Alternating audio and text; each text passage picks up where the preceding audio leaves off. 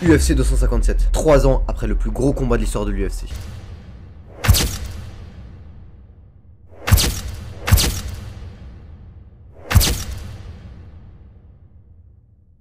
Il s'agit du retour le plus attendu dans le monde du MMA. Mais ce retour ne va pas se passer comme prévu.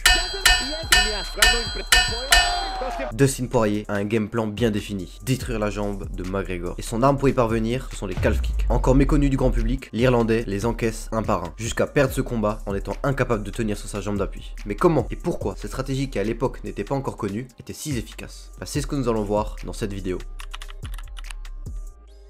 Le finish avec des low kicks au-dessus du genou n'arrive quasiment jamais. La raison à ça, c'est qu'il y a beaucoup trop de muscles sur la cuisse, protégeant ainsi les nerfs et les os qui sont en dessous. Une stratégie de sap qui va payer sur le long terme pour limiter petit à petit les déplacements d'adversaires. Au contraire, les muscles du tibia sont beaucoup plus fins et beaucoup plus petits. Il est donc beaucoup plus facile de les endommager. Et en plus, ils protègent beaucoup moins les nerfs et les os qui sont en dessous. Like I said about the calf, you can't take many because there's nowhere for the swelling to go. So that's why it's so painful and debilitating. Your nerves and your foot kind of stop working with you. It's bad stuff. Yeah, there's no meat there either. I was explaining to someone, I'm like, just karate chop your arm right here where the bone is. It hurts just to do that. Now imagine someone kicking that. Donc lorsque vous avez envoyé des calf kicks chez votre adversaire, vous allez avoir 3 types de résultats. Dans l'ordre croissant de la gravité, numéro 1, vous ne touchez que du muscle. Donc comme un low kick classique, vous créez des dommages et plus vous en mettez, plus le muscle va être endommagé, créant ainsi une douleur sur laquelle vous pourrez capitaliser tout au long du combat. Numéro 2, le coup touche les vaisseaux, ce qui va créer un œdème qui risque de comprimer le nerf. Le nerf étant à la base du contrôle des mouvements, c'est la connexion entre le cerveau et le muscle. Votre adversaire aura du mal à contrôler les mouvements de son pied. Et numéro 3, le plus important, vous touchez directement le nerf. C'est un effet efficace, votre adversaire perd le contrôle de son pied et ça donne des scènes assez incroyables comme celle-ci. Muy bien la pelea, se defiende. You agree that Brent Pruitt, oh, good right hand with the counter right hand from Chandler. And now Chandler looking to seize the opportunity. What an amazing start to this. No longer put weight on it. There was nothing he could do at that point. And you can hear the crowd reacting to it. It just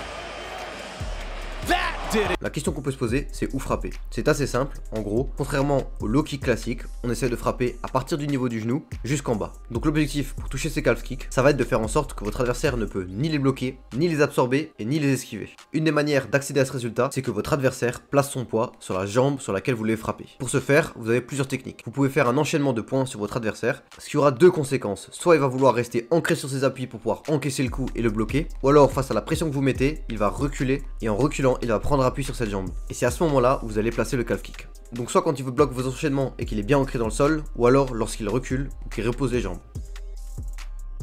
Un autre timing où votre adversaire est ancré sur ses appuis, c'est lorsqu'il attaque. Et lorsqu'il lance une offensive, vous allez vous protéger et en profiter pour lancer un calf kick en contre. Il ne pourra pas les bloquer parce qu'il est en train d'attaquer, il a tout son poids sur sa jambe avant. En plus, ça va partiellement désamorcer son attaque. Une autre manière de placer ses low kicks, c'est de les placer comme Alex Pereira. Alex Pereira les place en restant dans l'axe, de face. Et ce qu'il fait quand il va envoyer un kick, c'est au lieu de placer la hanche et pivoter la jambe d'appui, il fait ça en face, sans pivoter la hanche, sans bouger l'appui, juste en envoyant la jambe. Ça aura comme conséquence d'être beaucoup plus rapide. Ce qui fait que vous allez pouvoir surprendre votre adversaire par votre vitesse et le toucher assez rapidement sans qu'il ait le temps de réagir. Alors que si vous engagiez un kick complètement avec une rotation du buste et une rotation du point d'appui, vous allez perdre beaucoup plus de temps et vous serez beaucoup plus visible. Et votre adversaire aura le temps de lire dans votre jeu et de défendre en conséquence. L'avantage de ce kick, c'est qu'il est beaucoup plus rapide, beaucoup moins prévisible et en plus vous n'avez pas besoin de créer de déplacement, vous pouvez l'envoyer depuis la garde. Vous pouvez également vous décaler, donc servez-vous d'un enchaînement en boxe pour camoufler votre décalage. Vous allez pouvoir trouver un angle, ce qui fait que vous allez pouvoir attaquer calf kick derrière le mollet. Et ensuite, ce qui est très efficace, c'est utiliser les feintes. Lorsque vous allez feinter, votre adversaire va se crisper, ce qui fait qu'il va s'attendre à recevoir un enchaînement, ce qui fait qu'il va être solide sur ses appuis pour pouvoir encaisser le choc et vous allez en profiter à ce moment-là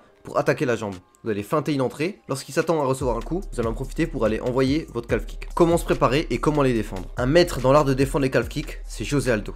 Notamment son combat contre Moïcano, il fait une masterclass de défense de calf kick. Donc il utilise principalement deux techniques. La première, c'est les blocages en levant le pied. En levant la jambe visée, lorsque l'adversaire va envoyer son kick, sa jambe va donc absorber le choc au lieu de l'encaisser pleinement. Ça va beaucoup réduire les dégâts et vous allez ressentir presque aucune douleur. Mais attention, ces techniques, vous devez les faire dès le début du combat parce que si vous avez déjà encaissé des dommages, ça va tout de même s'accumuler. Et la deuxième technique que José Aldo fait très bien, c'est les rotations de hanche pour placer son tibia à la perpendiculaire du coup qu'il reçoit. Et là, encore une fois, il faut faire ça au début du combat. Parce que si vous en avez déjà encaissé plusieurs, vous allez avoir plus mal que votre adversaire. C'est le cas notamment de McGregor contre Dustin Poirier. Au bout d'un moment il les bloque, mais il a déjà encaissé trop de dégâts. Ce qu'il faut faire c'est le faire dès le début et faire une rotation complète. Vous allez faire une rotation de la hanche et placer vraiment votre tibia perpendiculairement à l'attaque. Et ensuite ce qu'il faut faire c'est conditionner les tibias. Ça sert à rien de se taper dessus avec des bâtons ou alors de se frotter dessus. Ce qu'il faut faire pour conditionner ces tibias à l'entraînement, c'est faire du sac et envoyer des coups lourds au sac sans protège tibia. Vous allez sentir un peu de douleur, ça va faire mal, mais c'est la bonne manière de travailler ça. Ou alors vous pouvez frapper au pao, aux pattes d'ours si vous avez un coach qui peut bien tenir les pattes d'ours. Et une seconde chose qui est très importante, c'est ne pas utiliser des protèges tibia avec trop de protection. Le défaut quand vous avez trop de protection, c'est que vous n'allez pas ressentir quand vous faites des erreurs et quand on va vous envoyer des low kicks. Vous n'allez pas être habitué aux bonnes sensations.